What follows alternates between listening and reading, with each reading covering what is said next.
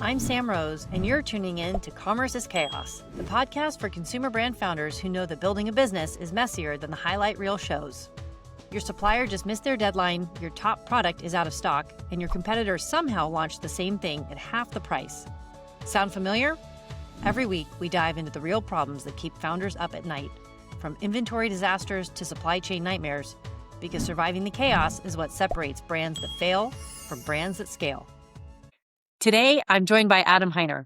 Adam co-founded the first organic hard kombucha brand, scaled it past 15 million, and then walked away from operations to build Pacha, an organic sprouted buckwheat bread company, taking on the gluten-free aisle. Bread, the equivalent of firefighting in bread production. What is okay, now this is the podcast. We're starting right here. Hi, I'm Sam, and I would like to know what the equivalent of firefighting is in bread production. In fact, I'm not sure I can go another minute without knowing. It's just, there was some stuff happening with our tortilla equipment, and there were some people here to pick up. There was just like a lot of things happening all at once. There were some people here to pick up. We just started working with this company called Plastic Beach. Yeah. For plastic film recycling, because Cool. otherwise it gets thrown in the trash. And so that guy showed up, and he didn't really know what was going on. He was dropping off our bins, but then picking up stuff. He wasn't sure what was happening. And Yeah. I was the only person that was available that knew what was going on. So I was kind of like running between 2 or 3 days. Literally firefighting. Well, yeah. Nothing But crazy. mission accomplished. You did it. Accomplished, yeah. Are there worse fires? And that just sounds like commerce is chaos to me. That's pretty normal. I don't do that every time, but sometimes. Yeah. Worse fires would be like an equipment something critical breaks down, and all of a sudden our production is just at a halt, and we have 18 people standing on the floor with their hands in their pockets, like No bueno. waiting for something to do. So that would be more of a real fire. Yeah. From my life as in 3PL ops, and factory ops, that is the worst nightmare, right? You're like, all of these people are waiting on this one thing to get unblocked. And it's like, it could be another human being. It could be a conveyor belt. It could be. Actually, I could tell you the worst fire we've ever had. Yes. This is the content we want. Is someone from our team who does like our, organizes our products in the freezer and, logistics and inventory. She bumped a sprinkler inside of our freezer with with one of our pallets of frozen, like finished goods. It knocked the sprinkler head off, and then a fire hose amount of toxic black water that had been in the sprinkler lines for, who knows how many years, maybe 20, 30 years or whatever. Like, who knows when the last time that thing discharged was. Started spraying all over our finished goods. And we had to basically throw away almost all of our product in the freezer. And we ended up with like a $200,000 insurance claim. Holy smokes. You didn't just call that everything flavor? Everything but the bread. No, and I was on vacation, and I was landing the plane, like we were touching down, and I checked my phone, and it was like popped up. It was like, you have 35 text messages. And I was like, all right, this is not good. So that's how I found out about it. It was like as I was landing on vacation. Yeah, I guess a thing that's not often enough discussed is, how do sprinkler lines get cleaned out? They don't. They don't. Yeah. I guess if the building is literally on fire, the fact that you cleaned it with moldy water is probably the least of your worries, but still.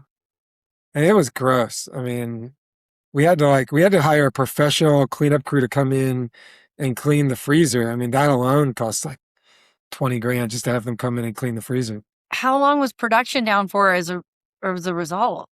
What did that do to your inventory? It knocked out a lot of our inventory. I mean, the insurance covered everything, and then of course they subsequently dropped us from insurance coverage at the end of the term. But yeah, it didn't damage production because we were able to keep making product. It wasn't in our production facility; it was in the freezer. So it was its own isolated thing, and we had to rent a bunch of freezers that dropped them off in the parking lot, and we had to clear the parking lot and put all these freezers in the parking lot. So it made logistics really hectic, but it didn't stop production. That's good. And we didn't miss any orders. We actually were able to keep up with all of our orders. Oh, wicked. All right. Silver linings. Like, you're all right. Yeah. I feel like you're the type of friend that I would want to call in an emergency. You seem really good at dealing with horrible What's going on here? I did get asked that a lot. Like people are like, "Do you ever get like stressed out and like or like hectic?" And I'm like, "I stay pretty calm most of the time." Yeah, still pretty calm. I think that that's probably like a common thread amongst multi-time entrepreneurs. Like it's one thing to say, I want to do this once. Anybody, has the right to want to try it out, right? And then there's another thing, like if you come back for more again and again, because it is so hard, one must assume that you're either really, really good at stress management or you just complete glutton for punishment or both. Yeah, a little bit of both. Okay, speaking of which, and since we are just doing it, you've like done this a bunch. You've like been, a startup founder 4 times. Let's see. I don't want to date you, but we are going to count. The catering company, the restaurant, the acrobatics festival, Boochcraft, and Pacha. That'd technically be 5 times. That'd be 5. Oh, we did not have acrobatics company in our show notes, so I got to know more about this. Are you an acrobat? Yeah. Tell me more. Yeah, so I kind of just, for fun, I started doing partner acrobatics and acro yoga, and I just got really, really deep into it. I ended up taking a teacher training, and then I partnered with the folks that put on that teacher training to put on some acrobatics festivals called Acro Love Festival, and I ran that festival with those partners for about 10 or 12 years, and then actually just this year, this is the first year I finally told them like I can't do it anymore. I don't have the bandwidth. It was always just like a passion project, and it did support me financially through some of the years when I was like in between startups or starting a new thing and was not getting paid and investing all my money into whatever I was doing. Like I actually lived off of that for a few years, so it was amazing, and I can still, my community, my like social community is still very much overlapping with the acrobatics community, so it's a lot of fun. I feel like the danger of introducing a concept like this to a person like me is that now, for the rest of our conversation, I'm going to want to say things like, did you have to jump through hoops to get that done? And I'm just really going to try hard. So I'll frame it a little bit. I'm mostly a partner acrobat, which means like if you go to Cirque du Soleil show, people balancing people on top of people. So people doing handstands in each other's hands, people standing in each other's hands, people throwing each other in the air and catching them, people swinging, humans swinging humans and tossing them, things like that. You're the base of the pyramid. I'm actually the base and the flyer. They call me a mid. I do both. I find really big guys to base me, and I base people that are much smaller in the middle. And I mid sometimes someone's basing me and I'm basing someone. It's like a 3 high towers, things like that. So this sounds like a metaphor for company management if there ever was one. Right? Teamwork. It's all. But yeah, in all seriousness, are there things about running that business or being a partner in it that were transferable to you or particularly helpful in your catering business or the restaurant or the CPG businesses that you're running? Well, I launched the catering company first. And then I launched the restaurant and sold the restaurant. And right at the time when I was selling the restaurant was when I got into acrobatics. Got it. But my experience catering was immensely helpful in organizing acrobatics festivals because catering is way more complicated and way more like, everything has to be on time when you're catering someone's wedding. When you're organizing workshops for a bunch of acrobats, like, they're like, oh, cool, that the workshop is 10 minutes late, like no big deal. So that was very transferable, and I was definitely the guy on the team that was very organized. I had all my spreadsheets, like I was the admin side as well as, other parts, but that was helpful for sure. What made you want to start Pacha? Pacha. Well, it was good, kind of perfect timing for me. I was slowly hiring myself out of my roles at Boochcraft and figure out my partner Todd had put in the lion's share of the capital and was leaning towards wanting to be the CEO. So, he became the CEO, and I was running basically like finance, marketing, and sales at Boochcraft, and also kind of helping with all other things too. So I hired myself out of those roles, like found a, director or a VP level of kind of person in all of those roles. And then I just kind of quit the day to day there. I was still doing impact. So I was doing like all of our B Corp stuff. I was helping with sourcing a little bit, mostly just to make sure it lined up with our impact strategy in the B Corp. And simultaneously, I wasn't eating bread. I was not eating gluten. And I was avoiding most gluten-free products because they were just like all the substitute products were just filled with a bunch of garbage. Yeah. And so I was just not eating those things. And I came across this bread recipe from a friend at a spiritual retreat up in Mount Shasta. And I just immediately fell in love with the recipe or like the product. And I was like, man, where can I get this? And he's like, oh, I make it at home. I can make it for you. So I started buying it from him and his girlfriend who were making it together. And I became obsessed with it. And then they kind of like split up and they left town and he went down to South America and she went somewhere. And I was like, and they weren't making the bread anymore. And I was like, you guys, you can't stop. What's going on here? So I got the recipe from them and I started iterating it and just like making it for friends and making different versions of it. And then throughout that time, I just kept like emailing them or calling them and saying, hey, we should, like, if you guys want to start a bread company, like really do it. I'm here to support you. I'd be interested in investing. I could like X, Y, and Z. And they were kind of just like, no, we're traveling or this and that. And they were kind of both doing their thing. And then the stars kind of just aligned. And the girl that was one of the partners had invested in this restaurant they're really good friends of mine that own the restaurant concept. And the folks that own that restaurant and yoga space and event space wanted to partner and do the bread company together. And they were looking for an organic gluten-free bread for their restaurant because it was all organic. They're like, we can't find organic gluten-free bread anywhere. Like, it doesn't exist. And that kind of like was the light bulb for me. I was like, what do you mean organic gluten-free bread doesn't exist? And I searched the market and it was like, oh yeah, no one is making certified organic gluten-free bread in the entire country. Which is really surprising, actually, because you would think that the audience that is identifying into both of those buying profiles is super high overlap. Yeah. I was surprised and I was like, oh, okay, well then this is a no-brainer. Let's do this. So we got together, we had a few conversations about it and, within 4 months we had a kitchen, we were making bread.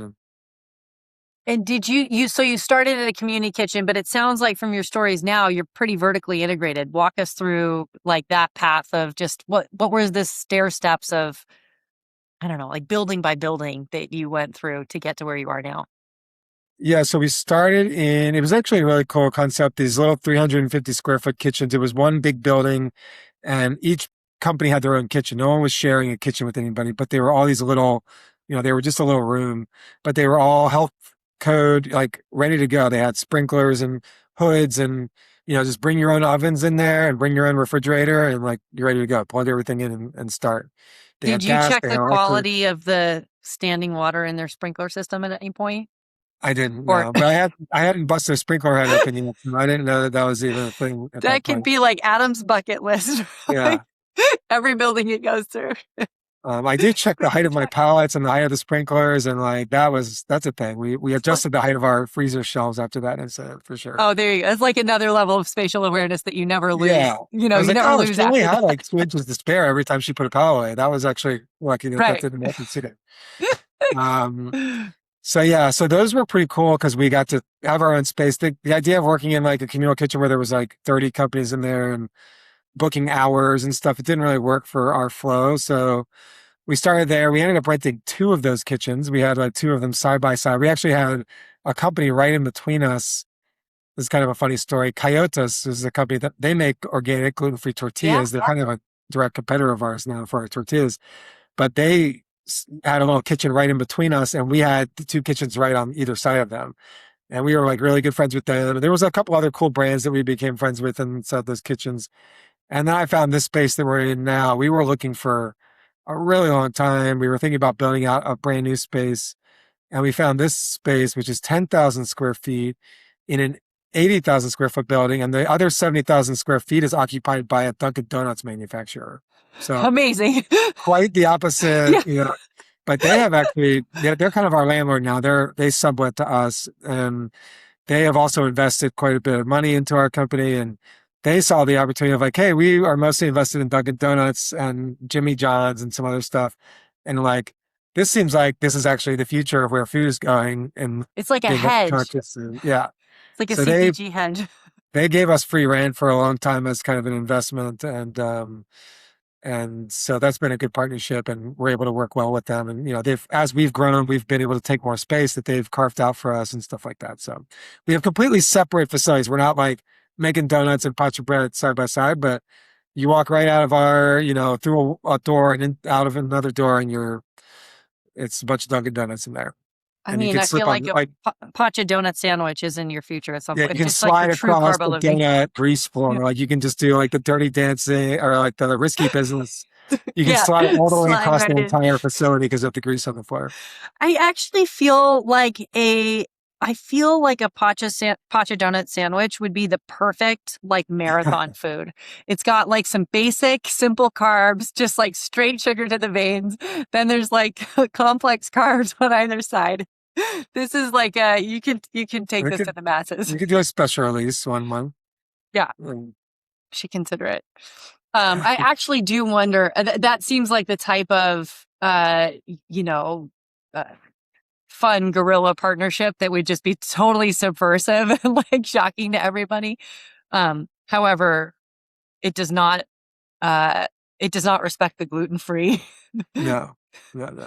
constraint. We're pretty strict about like, you Yeah. know, sequestering our gluten-free facility from Yeah. their products, which is important. Do you find this is a left field question, but do you find that your customers are customers who are trying to buy gluten-free very, very specifically, or have you kind of transcended some of that, you know, needs based to like, well, this is just damn delicious bread and like I want it because it's so delicious? I think we have like probably, I mean, we probably have like three main buckets. We have our serious allergy, like celiac or other crazy allergies where they can't digest things or they have autoimmune stuff. We have like the folks that just really need our bread. They just can't digest other bread or they can't digest gluten. Then there's the folks that are maybe avoiding gluten, or maybe they're kind of like your gluten light folks. And they're also kind of like your healthy label folks.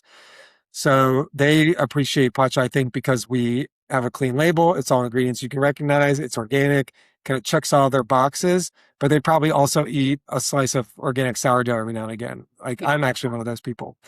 I'll eat organic sourdough, you know, when it's really good. It's, you know, on occasion. And then I think there's folks that are just generally eat our bread because it's delicious, or because, you know, a friend shared it with them and they would have never bought our bread otherwise, but then they just became a big fan because of the taste or the function.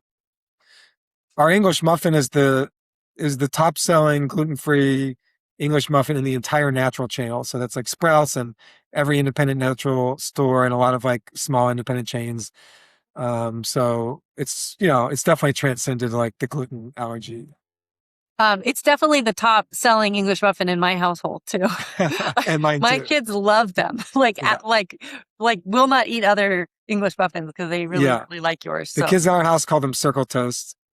That's really cute. And then they call like glutinous, like whatever bread, they call it squishy bread or like soft bread or something. I forget what they call it. When I was really little, my mom would make what I later found out some people call it toad in a hole or egg in a basket or what, you know, like a circle of bread with a circle cut out with an egg put in it. And my name for that was toasted bread on the stove. And the more butter she used, the more I liked it. It's so good. When you saute Pacha on like a cast iron pan in butter, it's so good. Yeah. I want to go back to something that you were sharing a little bit earlier in the conversation around sort of handing off these operational tasks and responsibilities back at Boochcraft. And I'm curious when you felt in your gut, or you could kind of, you know, see in data around the business was the right time to hand things like that off. Like was it you'd built a system that, you know, you could go on vacation and aside from like the sprinkler test, like would sort of run for a couple of days or a couple of weeks without you? Or was it more needs based for you of like, oh man, like I got to get out of doing this. So let me kind of build some infrastructure and then like train someone up on it? Or how did it feel to be in sort of that decision matrix? And maybe what were some of the signals that you were tuning into that told you it was the right time? Cards on the table. Your tech stack is held together with duct tape and prayers. If you're a brand founder or COO juggling Shopify, your 3PL portal, 3 different inventory trackers, and yes, that one crucial Google Sheet, you know exactly what I'm talking about. Orders get lost, inventory counts are fiction, and your seamless integrations break every other Tuesday. Endless Commerce changes the game. One platform for everything. DTC, wholesale, marketplaces, the works. AI-powered forecasting, real-time inventory visibility, and integrations that actually integrate. Teams like Great Jones, Food 52, and Pattern Brands already made the switch. Ready to ditch the chaos? Visit endlesscommerce.com, mention Commerce is Chaos when you reach out, and get 3 months free. Because your ops stack should be your competitive advantage, not your biggest headache. Yeah, at Boochcraft, there was a couple factors. One was that Todd, it was clear that Todd was moving towards the CEO role, and we were kind of like co-CEOs for a little while. We were both kind of wearing a bunch of hats, and then it's clear that he was moving into that CEO role, and I was wearing too many hats, and things were falling through the cracks. Like, it was like I was doing the marketing, but was I really like doing it as well as it could have been done if there was a real director of marketing focusing on it? I was doing the finance, but was it really getting handled in a way that would have been handled if we had like a CFO? So, and then there was also a piece of me, I wasn't really drinking alcohol anymore. I wasn't as passionate about, the company, mostly just because I wasn't drinking alcohol. I was still loved what we were doing. And I was like leaning more towards the impact role because I felt like what we were doing on the impact side felt really important to me still. So I was kind of handing off the other pieces and then moving myself towards kind of a part-time role because I wanted to explore what maybe I would move into after that, and still willing to hold that impact role because it was important and I thought we were doing really important stuff there. So, but then with Pacha, the same thing has happened over time with Pacha. I started out wearing all of the hats. My wife, who co-founded the company with me, quickly took over marketing, and she runs marketing. So that was a role that I haven't had to think about since early on, but I've had the, operations, logistics, admin, finance, and sales kind of all under my purview. And so slowly, as the need has arisen, I've handed those roles off. And now I'm actually mostly sitting as a CEO and really just doing a CEO role and having touch points with people that are really holding those roles. So that feels really good. But that's kind of just been like, as budget allows, as need arises, when we get to the point with sales where it was like, this isn't really just working with just us and our broker anymore. Like the broker does okay, but I feel like I could be managing the broker better, but I don't have time to manage the broker better. And so I felt like we really needed someone that could interface with the broker and I could just interface with them. And that's been really, really impactful. And then same thing goes with finance and, bringing on a contracted finance team. We have a lot of contracted people here. Sales, we have a contracted VP of sales. Finance, we have a contracted CFO and a contracted bookkeeping and kind of finance team. And so we outsource a lot of that. We have, and then we have like in-house admin, and we have in-house, like my director of operations is in-house as well. But you've kept production in-house of like the core production is in-house. So we have 20 people out there on the floor, and my director of operations, and he manages the logistics side and the production side.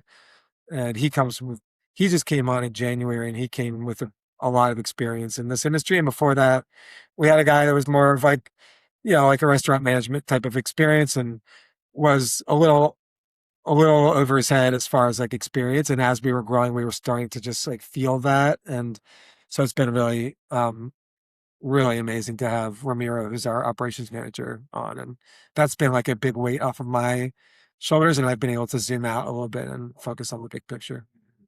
Ops managers are heroes, man. Yeah.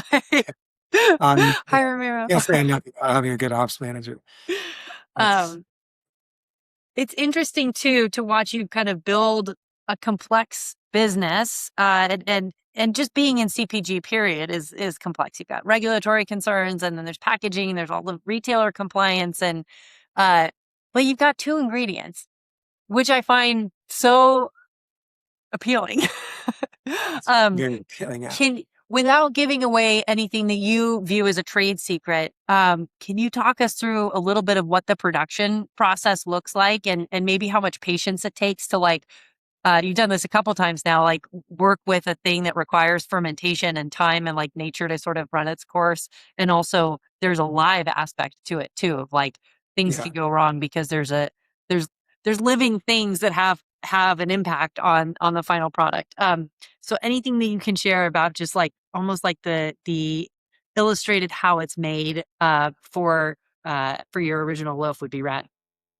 Yeah, it's not really a big secret as far as how to make it. I mean, there's versions of the recipe online, you know, and websites and whatnot. And people all around the world are making some version of this bread. It's pretty simple. You basically just soak buckwheat in water, and then you know, strain it, and then you blend it with maybe a little bit more water and some salt, and you let it sit out for, you know, for overnight or 8 hours or whatever, and then you bake it. So it's like it kind of becomes like a pancake batter consistency.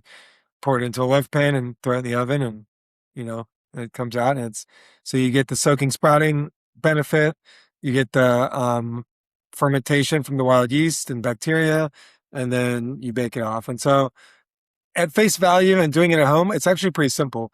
Building the process and figuring out what equipment could do that at scale has been really challenging. Yeah. And we are about to graduate from V version. Actually, let's call it version 2 right now. We're in kind of version 2 right now because we had a very manual, low tech version, and now we're in kind of like a medium tech, still manual process. And now we're about to move to a more automated process. Um, and we had to bring in a bunch of equipment that wasn't necessarily built for this process, but it was a good fit for this process. And we've had to kind of piecemeal things. So no one else in the country in any manufacturing facility can make our product as it currently stands. It's not possible because they just don't have the right match. They don't have the right mix of equipment. You know, like Yeah. a bread bakery is going to have a big dough mixer that has a big hook on it that mixes flour with water and makes dough. We don't do that. We blend our, you know, buckwheat. We soak buckwheat and then blend it into like a batter. So soaking and sprouting was like a thing to figure out, and then rinsing, and then getting that into something that we could blend it all in that kind of quantity, and then getting that and fermenting it, and then moving it into, you know, basically loaf pans from a batter consistency. So it was a lot of fun to figure out, and now it's even more fun to kind of figure out how to scale it up and automate it and figure out how to make it more efficient. Oh, so cool. And in that scale up or even in round two, how much of the equipment that you use is equipment that you had to kind of either like jury rig or design for yourself? Or if you haven't done that yet, like, do you have a wish list, like, machine that would make your life so much easier? We haven't made too much custom equipment. We've made one piece of custom equipment. It's our tortilla press. Um, Besides that, because again, our tortillas, we make them with a batter. We don't make them with a dough. So it's like, how do you press it? And so we had to think about that for a little bit. We had to come up with a custom process there. But the tortilla press essentially works like, you know, another press. It's just that we had to figure out how to press it without getting batter all over the place. And, you know, how do we cook it? Um, so besides from that, like we borrowed equipment from other industries to do the soaking and sprouting process. And we kind of just we figured out how to get it from A to Z with borrowed equipment from other industries. That's awesome. I mean, Yeah. like, necessity is the mother of invention. And it Yeah. sounds like you found a way to scale up this process that is like so inherently simple and yet, and like simple and homegrown, but in order to share that simplicity and like heartfelt, story and product with the world, you have to like figure out how to do it in a really big way. Yeah. Yeah, um, it's been fun for sure. And it's been labor intensive too. Yeah, yeah. Have you like what's the biggest okay, going aside from the sprinklers, what's the biggest mess you've ever made, like actually making the dough? The biggest mess we've ever made with like the batter, you're saying? Yeah. Like it's, yeah. I mean, I don't know that we've made too big of a mess. We've had to throw out a lot of batter when we've had equipment breakdown. Like, our process is a 2 or 3 day process. So it's really a 2-day process. We soak one day and then we blend and then we ferment overnight and then we bake the next day. So it's really 24 hours before it goes in the oven, but technically it takes 2 full days to get through the process of with packaging. And So once we start the soaking process, there's no stopping it. It's like, if we can't finish once we've soaked, if we can't finish the process, that buckwheat is going in the compost bin.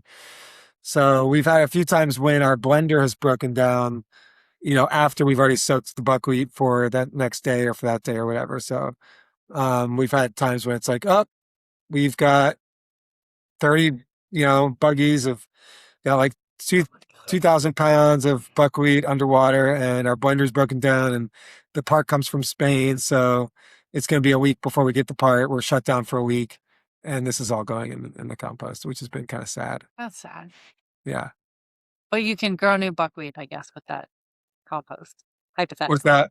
You can hypothetically grow more buckwheat with compost. Hypothetically grow new buckwheat. If we had to get a way to get that sprouted buckwheat back to the farmer, yeah. That would be cool. But yeah, no, it went to the compost. We're actually working on a program right now where we're going to send all of our compost to a pig farmer. Right now, it's going to the compost bin. It's going to just like the city compost. The city of San Diego picks up our compost bin. Yeah. But eventually, all of our food waste will go to a pig farmer.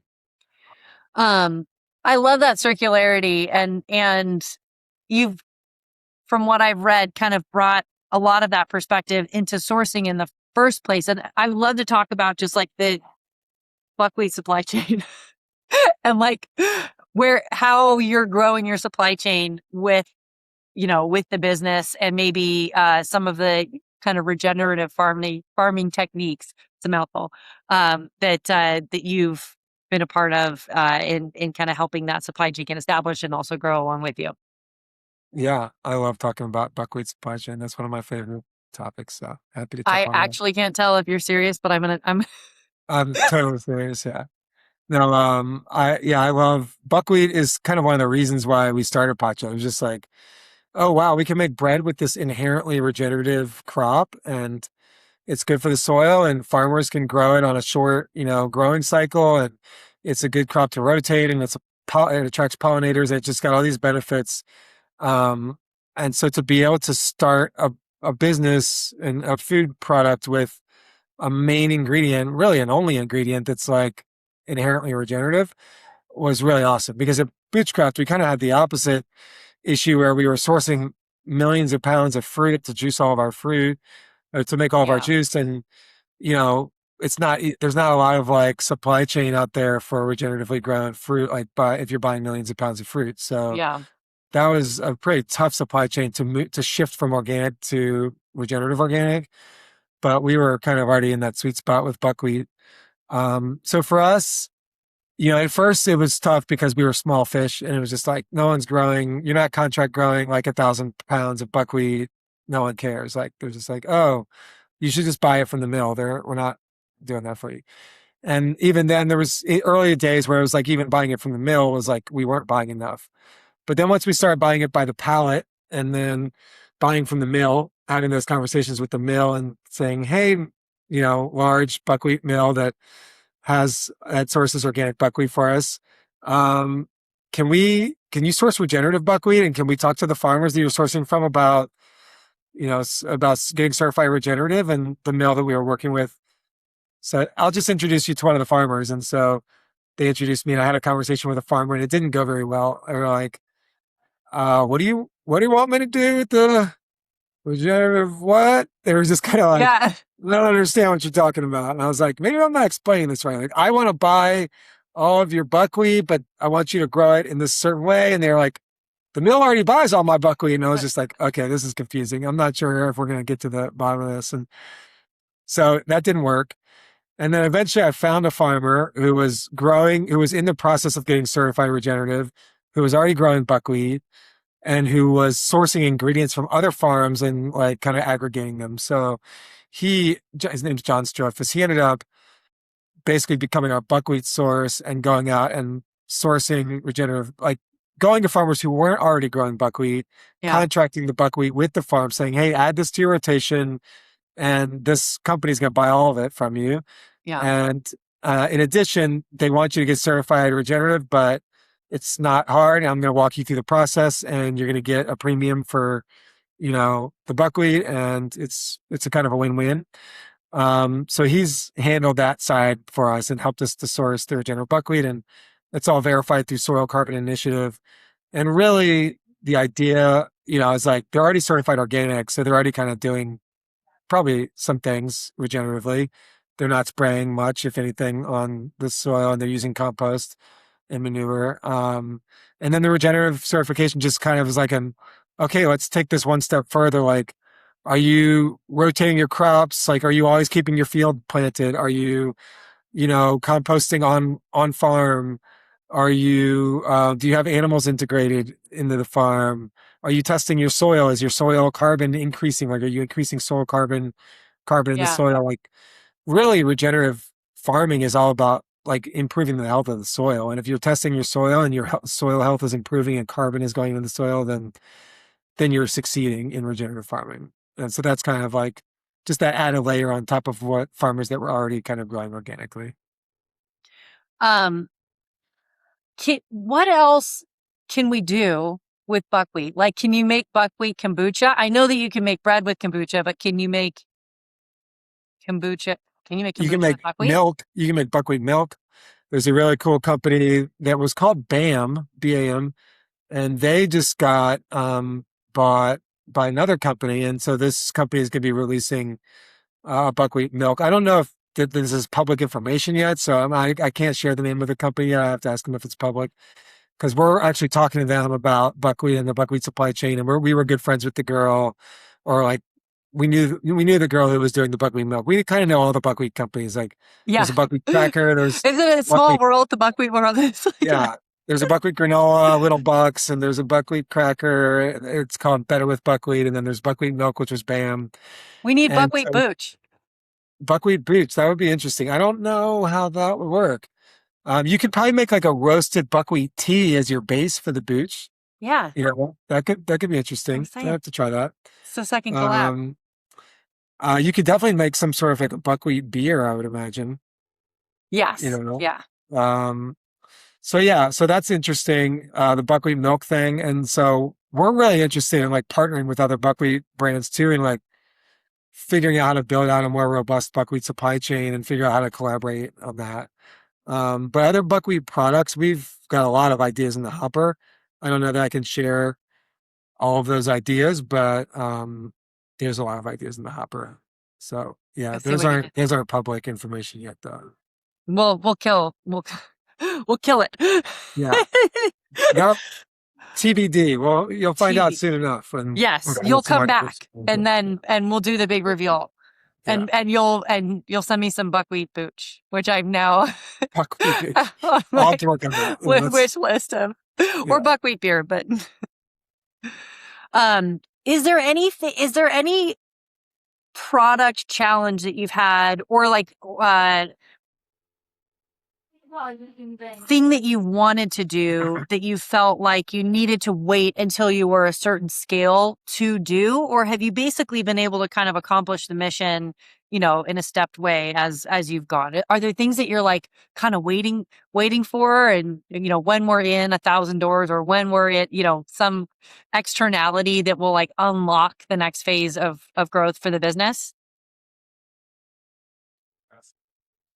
Yeah, one of the things that we're about to do right now is we're about to bring in a lot of automation, and we have not been at the scale yet to really, for that to make sense financially, to bring in the automation.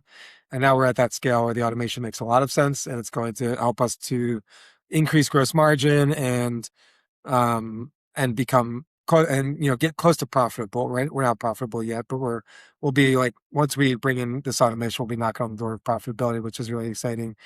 So that's a big step for us. And then we're in about 10,000 square feet right now. So this kind of this round of automation is going to be kind of the test case for what will the next facility look like. Like we're going to build this out and figure some things out and see how it runs. And then this will kind of inform how do we build out the 30 or 50,000 square foot facility when we're ready to grow to that scale. Um, some other pieces have been like, just contracting ingredients was a big step up for us when we started getting to the scale where we could contract our buckwheat and our sunflower and our, pumpkin seeds and things like that. That's been really helpful. Just there was a time when our buckwheat supplier would run out of buckwheat and we'd be like running around to grocery stores and, Oh no. just like everyone we could get in touch with to see if we could find some more buckwheat or some more whatever. So, that's been nice to be able to have that stability in the supply chain. Um, let's see. I have one more thing that popped into my mind when you asked that question. And the one of the big things has been we've been kind of waiting to join B Corp for quite a while. Is like when we get to the right scale, we're going to join B Corp. Now we've actually decided to go a different direction. We've actually joined what's called the Purpose Pledge, which is I like to call it the gold standard of, better for you businesses, with all the P's like people, purpose, planet, supply chain, all that stuff. And it's a new commitment that's launched by Dr. Bronner's as well as some other brands in partnership there.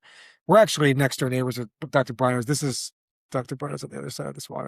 Hi, Dr. Bronner. Yeah. They actually, not their main facility, but one of their like storage, like warehousing facilities is right through this wall, which is kind of funny. That's so cool. And then their main facility is like 5 minutes on the street. We're really good friends with them. And we're in a few kind of collaborative networking groups with them on like the nationwide scale. Yeah. One of them's called One Step Closer. It's a collaborative of natural food brands. And so One Step Closer and Dr. Bronner's and a few other folks launched this kind of certification. It's really a commitment called the Purpose Pledge. And it's really incredible. It's got 10 commitment areas.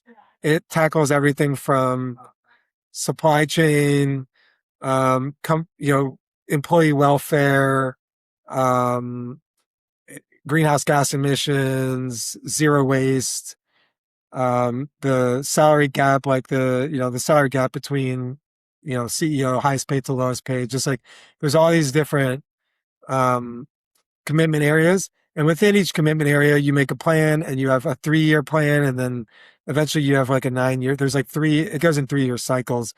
And eventually you need to get to there's certain minimum requirements to get to, but you have some time to get there and you have to just create a roadmap to get there. And then you work with the Purpose Pledge as well as the other Purpose Pledge companies and you collaborate with each other and you figure out kind of how to support each other to get to where we all want to go.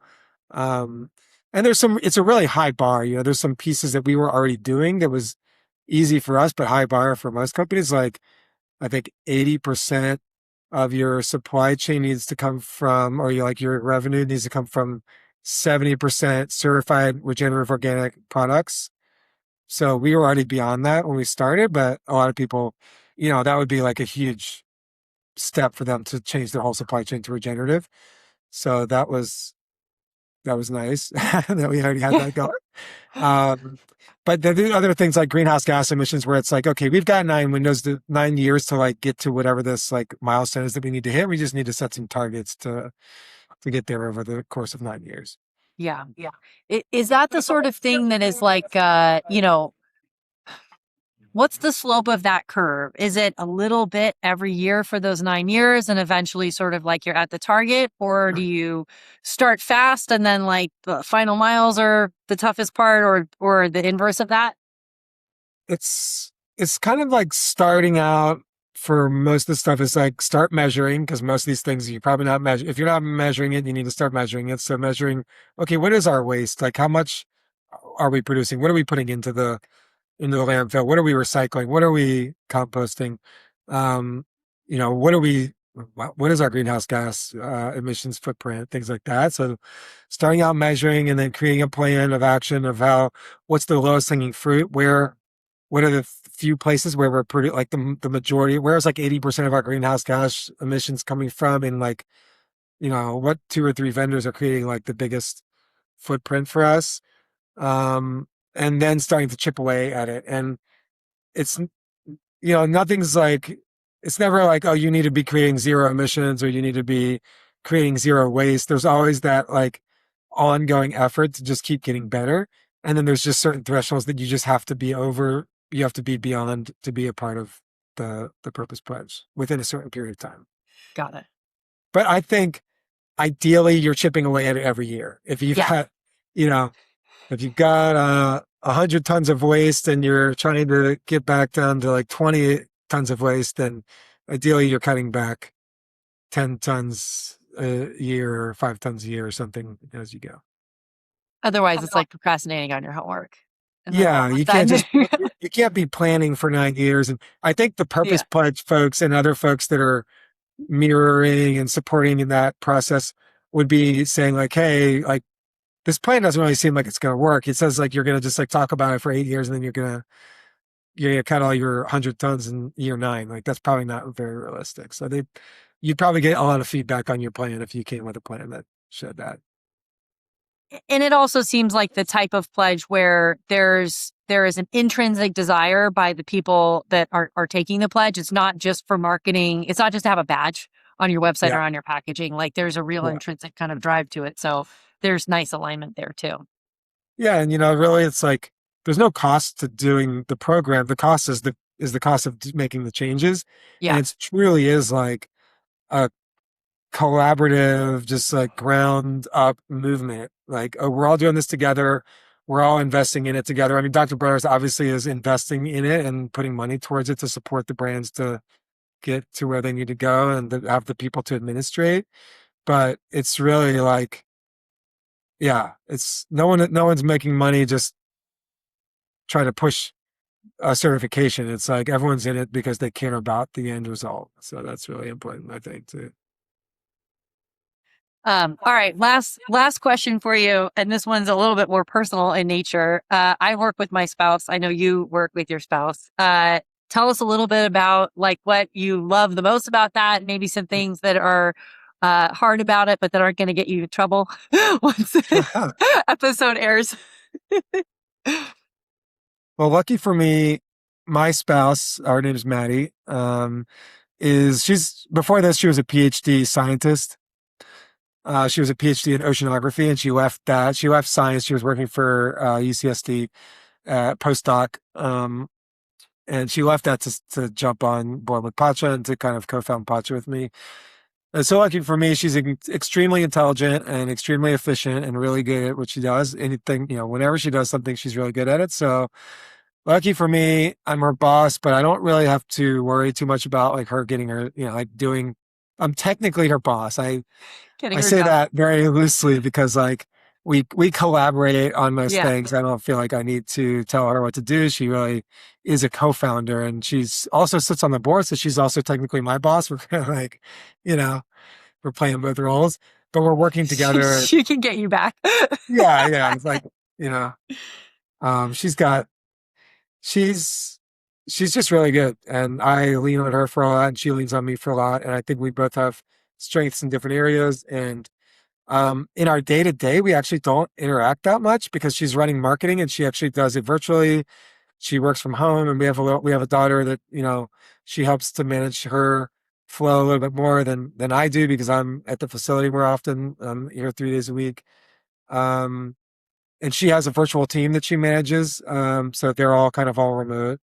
So yeah, we don't talk about work like day to day, but we do meet maybe weekly or biweekly and talk about work stuff, and things come up in conversation, but I try not to bring stuff to him too much because it feels like that we could just be talking about work all day if I was to just constantly talk about what's going on at Pacha when we're at home together. Yeah.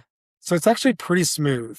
There's definitely been some like times when we've, bumped heads a little bit and had different ideas, but I tend to, these days, if she feels really strongly about it, at the very least, I'm going to like open it up to like the board and say like what, normally if we're having those types of conversations, it's the whole board. When it's Yeah. stuff to do with marketing, I normally kind of just like defer to her and I just give my opinion.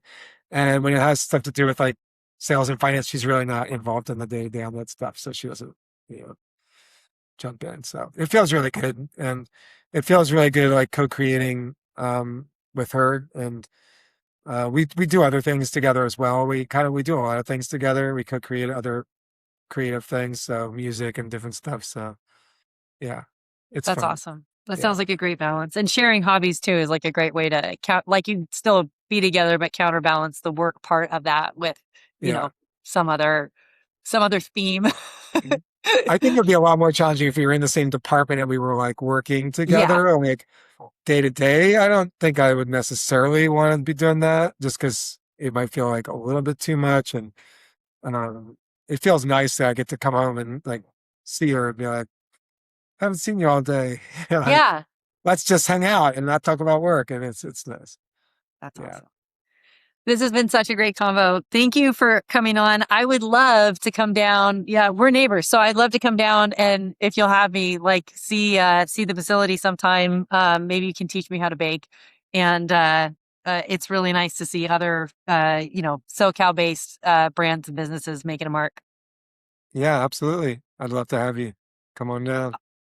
Awesome. Yeah. Thank you. Take care. Thanks for joining us for another episode of Commerce is Chaos. If you're listening, I have a feeling you know just how much good leaving a 5-star review can do for a team. Drop us a review on Apple Podcasts and subscribe to Commerce is Chaos wherever you get your podcasts. Don't forget to subscribe to our Substack, also called Commerce is Chaos, for more good stuff and actionable tools to build your business.